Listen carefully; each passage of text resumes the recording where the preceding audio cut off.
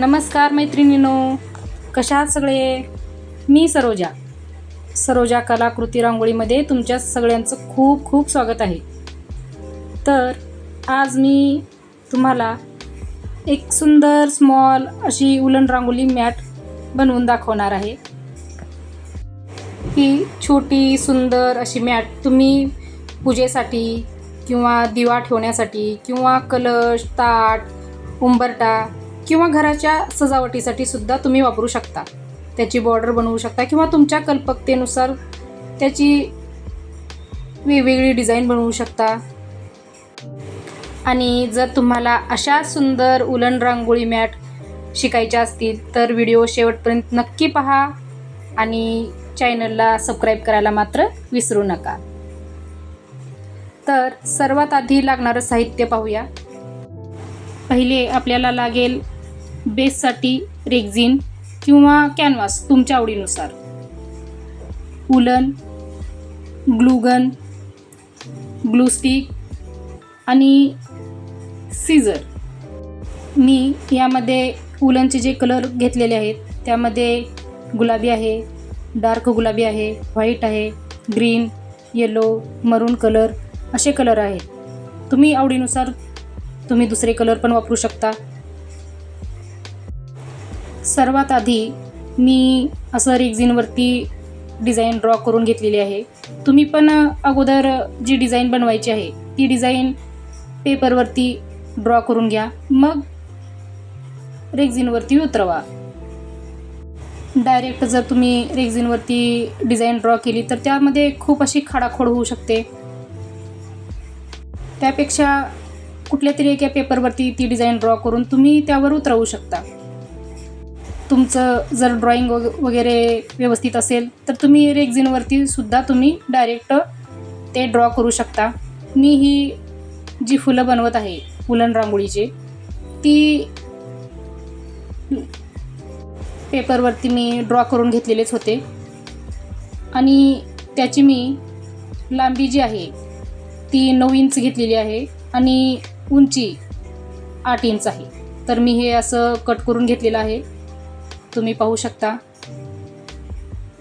आणि जर तुम्हाला ड्रॉइंग वगैरे जर जमत नसेल तर तुम्ही यूट्यूब चॅनलवरती स्केच व्हिडिओ वगैरे पाहून ते पण वापरू शकता. डिझाईन जितकं नीट असेल ना तितकी मॅट ही सुंदर बनते. आता मी हे छोटी अशी फ्लावर उलन मॅट बनवायला चालू केलेली आहे. तुम्ही पाहू शकता मी इथे अगोदर डार्क ग्रीन याची आउटलाईन काढून घेत आहे. खूप सुंदर ही डिझाईन दिसेल तुम्हाला जेव्हा तुम्ही हे पूर्ण झाल्यावर जेव्हा पाहाल ना तेव्हा असं वाटेल की ही खरोखरचीच फुले आहेत की काय. खूप खूप सुंदर दिसतं हे. फुलाची जी खालील बाजू आहे ना ती मी ग्रीन आणि व्हाईट उलन वापरून डिझाईन बनवणार आहे. सुरुवातीला मी ग्रीन बॉर्डर घेत आहे, त्यानंतर मी थोडीशी जी फिक्कट उलन असते ना ती लावून घेईन.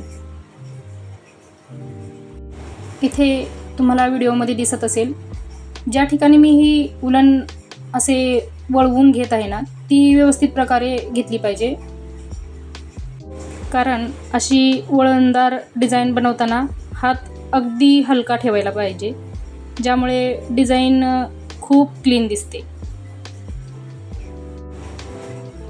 तुम्ही पाहू शकता मी आता जी ग्रीन बॉर्डर लावलेली आहे त्यानंतर मी थोडासा हलका असलेला म्हणजे जरासं फिक्कट असलेलं असं हिरवा कलर जो आहे तो घेतलेला आहे. किती सुंदर दिसत आहे ना ही डिझाईन. आणि हात वळवताना व्यवस्थित वळवला पाहिजे जेणेकरून ती डिझाईन छान दिसेल. आणि ग्लू पण एकदम व्यवस्थित मेल्ट झालेला पाहिजे जेणेकरून ती जी उलन आहे ती व्यवस्थित स्टिक होईल. आणि ग्लू लावल्यानंतर वरून थोडंसं उलनला प्रेस करून घ्यायचं, ज्याने करून ते निघणार नाही उलन.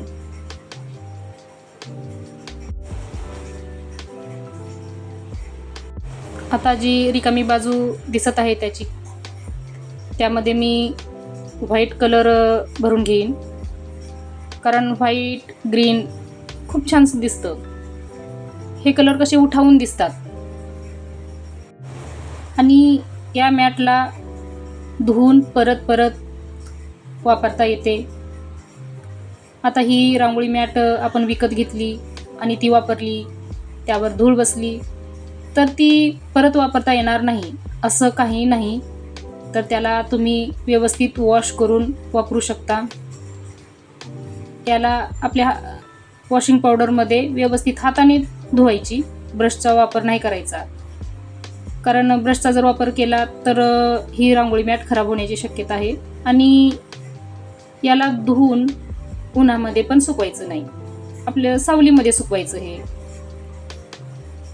अशा काही गोष्टी पाळल्या तर ही मॅट कितीही दिवस टिकते. आणि ही धुवून वापरता येत असल्यामुळे तुम्ही परत परत ही उलन मॅट वापरू शकता. आणि वजनाला पण हलकी असल्यामुळे एका ठिकाणाहून दुसऱ्या ठिकाणी ही उलन मॅट तुम्ही घेऊन जाऊ शकता. हा झाला फुलाच्या खालच्या साईडचा भाग तयार.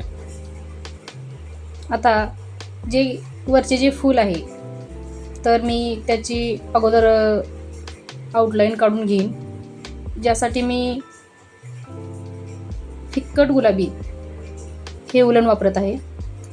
त्याने मी आउटलाईन काढून घेईन. आणि तुम्ही पाहू शकता हे जे ग्लू आहे ते व्यवस्थित मेल्ट झालेलं आहे, त्यामुळे ही उलन एकदा बसली तर परत निघणार नाही. जेव्हा तुटक अशी ती ग्लू पडत असते त्यावेळेस ती उलन निघण्याची शक्यता असते. अशी व्यवस्थित जर गरम झालेलं असेल, मेल्ट झालेलं असेल तर ती उलन परत निघत नाही. खूप बायकांच्या अशा तक्रारी असतात की उलन निघते, परत बसवली ना तर 2-4 दिवसांनी निघते. तर त्याचं कारण हेच आहे, ते ग्लू जे आहे ते व्यवस्थित मेल्ट झालेलं नसतं. ही अशी पूर्ण लाईन पडली पाहिजे, ज्याने ती उलन व्यवस्थित त्यावर स्टिक होईल. आणि वरतून थोडासा प्रेस द्यायचा, बस. ही उलन परत निघत नाही. जेव्हा पण मी लाईव्ह घेते तेव्हा त्यामध्ये काही ताई येतात, त्या बोलतात की आम्ही पण उलन रांगोळी मॅट बनवतोय, पण ती उलन नीट व्यवस्थित बसत नाही, किंवा बसली तरी ती थोड्या दिवसांनी निघते. तर त्याचं कारण हेच आहे की ही मेल्ट व्यवस्थित झालेली नसेल, किंवा त्यावर ती नीट व्यवस्थित प्रेस केलेलं नसेल. कारण मी खूपदा असं सांगते बायकांना की तुम्ही व्यवस्थित त्या अगोदर गरम करून घ्या, मग चिपकवा. त्यासाठीच मी हा खरं तर व्हिडिओ बनवलेला आहे, जेणेकरून हे मला दाखवता येईल की हे ग्लू कसं लावायचं आणि ते कसं चिपकवायचं. आणि ते जेव्हा उलन कट करतो तर त्याचा शेवटचा भाग सुद्धा तो व्यवस्थित चिपकावून घ्यायचा. आता तुम्ही पाहू शकता फुलाची जी बॉर्डर आहे ती मी फिक्कट गुलाबी कलरनं पूर्ण करून घेतलेली आहे. आतमध्ये थोडासा डार्क पिंक कलर वापरत आहे मी. याची प्रत्येक पाकळी ही एकसारखी भरायची आहे, व्यवस्थित स्टिक करून घ्यायचं आहे. अगदी हलक्या हाताने त्याला प्रेस करायचं आहे. हे कलर कॉम्बिनेशन तुम्हाला कसं वाटत आहे ते मला कमेंटमध्ये नक्की सांगा. आणि ही फुलाची जी पाकळी आहे त्यामध्ये उलन भरताना घाई करू नका, व्यवस्थित स्टिक करा. येथे प्रत्येक पाकळी ही व्यवस्थित दिसेल त्याची काळजी घेऊन मग उलन लावा. एक एक पाकळी ही सारखी व्यवस्थित दिसली पाहिजे, तेव्हाच रांगोळी ही छान दिसेल. हे जे फ्लावर डिझाईन कलर कॉम्बिनेशन आहे ना, यामुळे ही रांगोळी अजूनच सुंदर दिसेल. यामध्ये रंग भरताना त्याचे योग्य शेड्स निवडणं हे खूप महत्त्वाचं पण असतं.